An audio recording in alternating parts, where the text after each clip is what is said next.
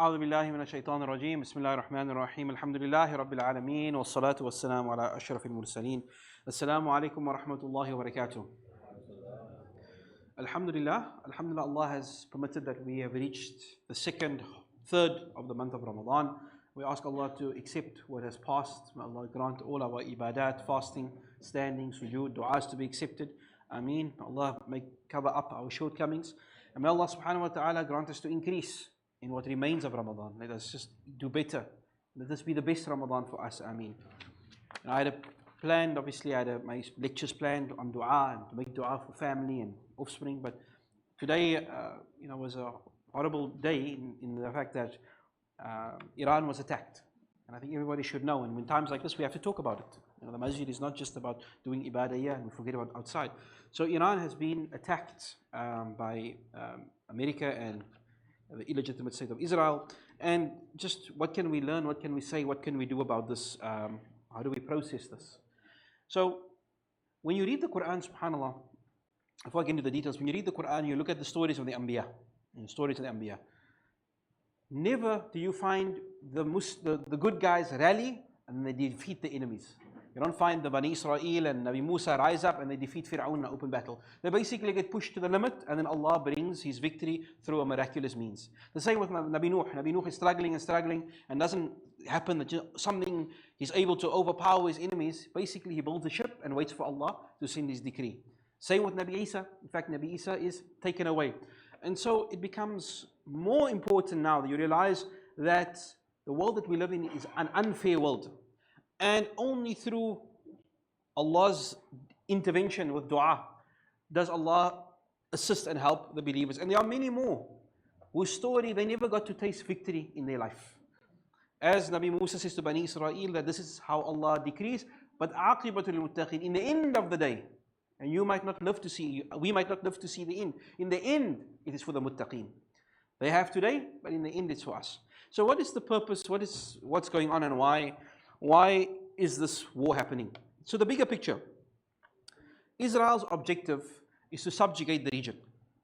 And this idea of Greater Israel is not a myth, it's not a conspiracy theory. If you look at the IDF on their badge, they have a map that shows a region from the Nile to the Euphrates. And this is what they believe. This is on the IDF badge. This is what they believe belongs to them. And if they cannot control it directly, then it is in their best interest to destabilize every other country and make it into a failed state. All their regional neighbors should become failed states or embroiled in continuous chaos, and so they can subjugate them. And we know this from Africa. We know that Africa is the richest continent in terms of minerals, but it's the poorest continent. And how do nations, how are they able to extract and steal and exploit? By causing endless civil war, endless conflict, endless destabilization. And so Israel, you'd find that they cannot do any of this dirty work by themselves. They need the assistance of America. And if you look at what's been happening in the media, you know that America is captured. America is controlled the same way the Guptas controlled South Africa for a time period. America is captured by Israel, by the Mossad, either through the politicians being paid by a lobby group called AIPAC, or even worse, many of them captured in compromising situations like the Epstein files. So the politicians have no choice but to do what their masters in Tel Aviv command them to do. This war in particular, 80% of Americans are against this war. 80% of your country is against this war. So America itself is captured. The president of America, Donald Trump, he became president on the back of a promise: we are going to disengage in these endless wars. Everyone says there is no interest in America doing this. America has no gain from this. The only gain is for Israel. And so if you look at again the picture of the Middle East, Palestine is completely occupied. Gaza, we witness a genocide. Iraq was invaded. Lebanon is always teetering on the brink of collapse and is constantly attacked. Libya is torn apart, a prosperous country in civil war, 2 governments. Syria is just recovering after a brutal civil war. Each one of these countries, millions of people have died. Yemen in the middle of a civil war. Sudan going through its civil war now. Somalia, a failed state. And the remaining Gulf states, the oil-rich countries, they basically groveled and paid their jizya to Trump a few months ago.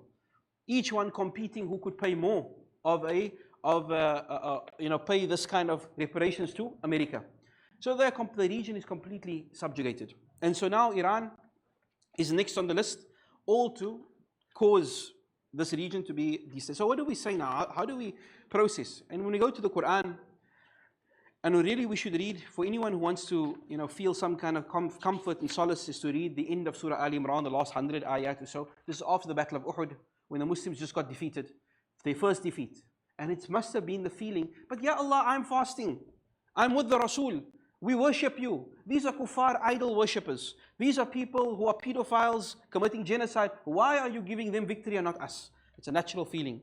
And so these ayat is a response to that sentiment. Allah says, Am hasibatum, this is in Surah Baqarah, Am hasibatum an tadkhulul jannah, walamma ya'tikum mathalul ladina khalu min qablikum. Allah said, did you think you're going to enter Jannah easily without being tested like the people before? Remember, our objective might be to win and to be strong and to have power and to have, that's not the objective for Allah.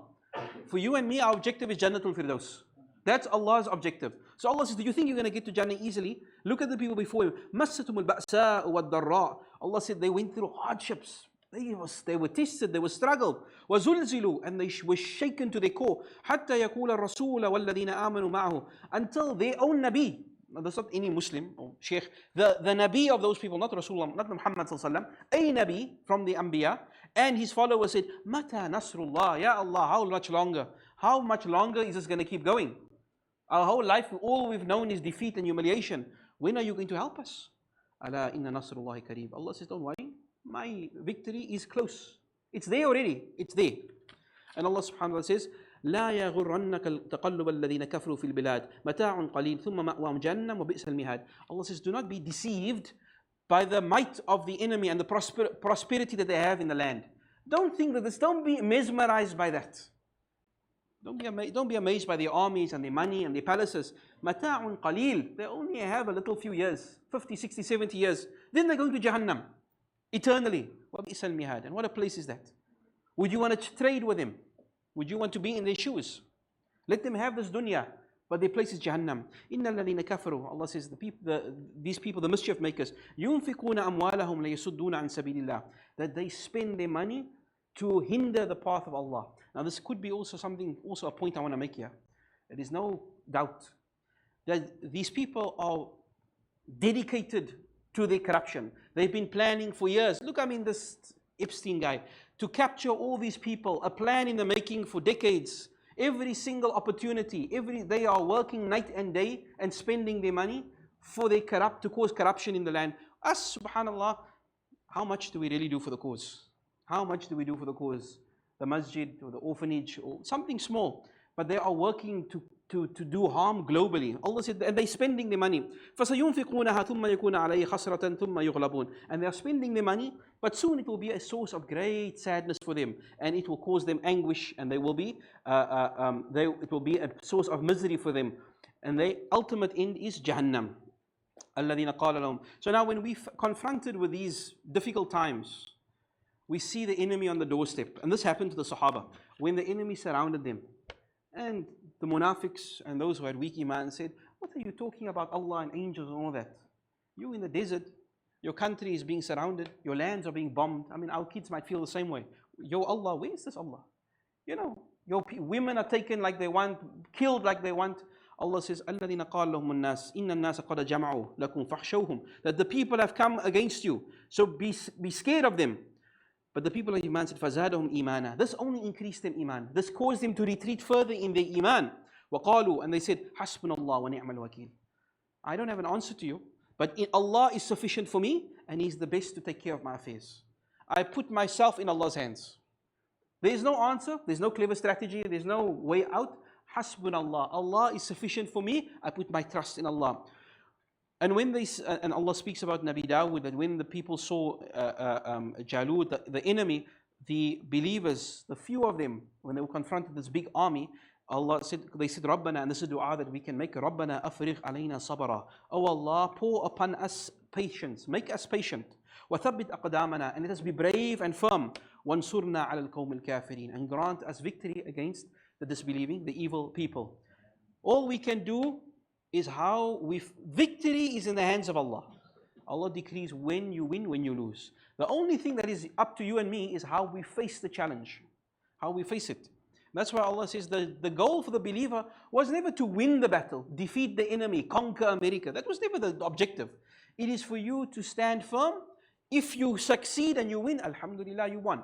If you do not win and you die, alhamdulillah, you won bigger, you in Jannah.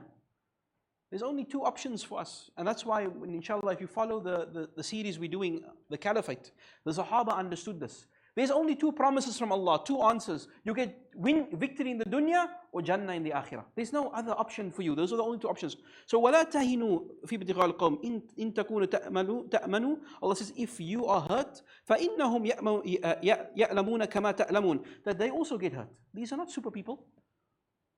But وَتَرْجُونَ مِنَ اللَّهِ مَا لَا يَرْجُونَ. But you have a hope in Allah that they don't have. You have a hope that they do not have.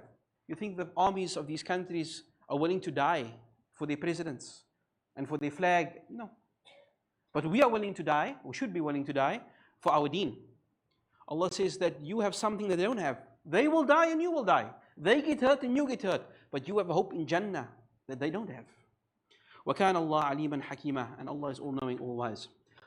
Allah says, قَدْ خَلَتْ من قبل السنن فسيروا في الأرض فانظروا كيف كان عاقبة المكذبين ولا تهنوا ولا تحزنوا وأنتم الأعلون إن كنتم مؤمنين. Allah says, similar situations came before. This is not the first time. You're not the first people to go through this. So go and look at the end. Yes, look at apartheid. Look at the colonial powers. They came and there was a time when it felt like they was impossible. They will never be shifted. They will never lose. But they disappeared through the rubbish heaps of history. Islam remains. This ummah remains. This ummah continues. So do not falter and don't become defeatist. And you have the upper hand. If you believe in Allah, then you know you're on the upper hand. Allah says, these are the days. تِلْكَ الْأَيَّامُ نُدَاوِلُهَا بَيْنَ النَّاسِ. Allah says, these are the days, ups and downs between people. وَلِيَعْلَمَ اللَّهُ الَّذِينَ آمَنُوا. So Allah says, and He puts us through this victory and defeat, really for us to show our true mettle as believers. And so, we should never give up. And the promise for Allah, and there's many, many ayat, our time is going. But if we jump towards the promise from Allah, you know what's amazing in Surah Ali Imran, just after the Muslims lost in the Battle of Uhud, and that was their first defeat. Many of them felt like, how is this possible? Allah still says to them, كُنْتُمْ خَيْرَ أُمَّةٍ أُخْرِجَتْ لِلنَّاسِ. Now, Allah did not say this to them after Badr, or after they conquered Mecca. It was when they lost, and they were on their knees, and they were hurt. Allah says, you are the best nation that we have given to mankind. تأمرون بالمعروف وتنهون عن المنكر وتؤمنون بالله. Because you are steadfast on what is good and you turn away from bad. Strength is not how much carriers you have. Strength is not about how many billions you have in the bank account. We've seen what that leads to. You can't even control yourself, you know, your desires. Strength is 1 billion people not taking one sip of water because they believe in something they cannot see. Strength is when 1 billion of people stand up before the sun rises and make sujood to Allah. That is strength. Allah says, you are the only ummah that does this. وَلَوْ آمَنَ أَهْلُ الْكِتَابِ لَكَانَ خَيْرٌ لَهُمْ. And if the others believe, the Ahlul Kitab will be better for them. مِنْهُمُ الْمُؤْمِنُونَ أَكْثَرُهُمْ فَاسِقُونَ لَنْ يَضُرُّكُمْ إِلَّا أَذًى. Allah says, don't worry. No matter what they do, it's really only they can inconvenience you. Their objective for the last 1,500 years was to destroy Islam. They have not achieved that. They can only cause inconvenience. وَإِن يُقَاتَلُوكُمْ يُوَلُّوكُمُ الْأَدْبَارَ ثُمَّ لَا يُنصَرُونَ. That if they were to really fight you in open battle, they will run away. Even now, 2 nuclear-powered superpowers are not willing to put their troops on the ground, boots on the ground. Subhanallah. It just shows you, behind the technology, behind the planes and tanks, and they are not willing to put their soldiers on the ground. In fact, they are telling the Iranian people, you rise up and fight against your government. Why? There is fear inside of them. They are not willing to fight you man to man. So Allah says, don't worry. They are very scared. ضُرِبَتْ عَلَيْهِمُ الذِّلَّ أَيْنَمَا ثُقِفُوا. That they are disgraced wherever they go. This particularly the Ahlul Kitab. If it was not that Allah assisted them, or Allah says, بِحَبْلٍ مِنَ النَّاسِ, they had some big brother that helped them, they would have been disgraced. وَبَاءُوا بِغَضَبٍ مِنَ اللَّهِ وَضُرِبَتْ عَلَيْهِمُ الْمَسْكَنَةِ. And they traded Allah's pleasure for disobedience. They rather took the dunya at Allah's displeasure.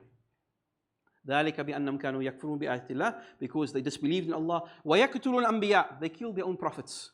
بِغَيْرِ حَقٍّ ذَلِكَ بِمَا عَصَوْا وَكَانُوا يَعْتَدُونَ.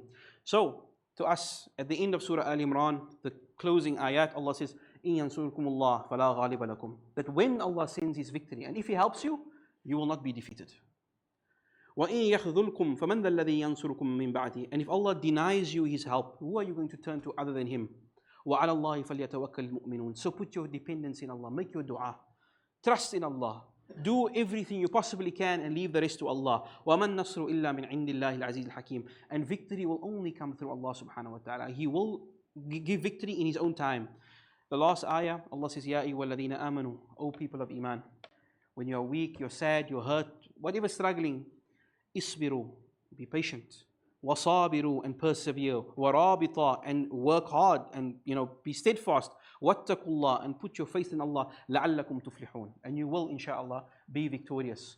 This is a waiting game. And as I said, all of us, all we know is a ummah that is weak. But inshaAllah, we keep and we persist and we work hard, Allah will grant us victory. Ameen. We make dua for the people of Iran. Many of them are fasting like us. They're waking up to bombs. Many of them just trying to live their life. Gaza, all across the world. And that gives us also the reflection, as the Nabi said, if you woke up today, if you woke up and you had food, and you are not sick, you're not in the hospital, and you don't have bombs falling on your head, then Allah has given you a lot. So we thank Allah for all His mercies upon us. Alhamdulillah. Tonight's quiz: who controls the politicians in the USA? They should add E, Jeffrey Epstein. Inshallah. Sad. We make dua for the American people as well. They are more enslaved than captured the people of Gaza. And if you look at those girls that were trafficked, it's their own girls. It's their own daughters. SubhanAllah. I'll make it easy. Right, and then yesterday's question: who was Nabi Sulaiman's father? Of course, Nabi Dawood alayhi salam was the father of Nabi Sulaiman. And so we look at our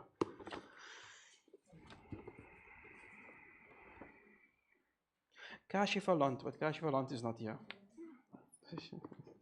She's not here, mashallah. Siraj Sali.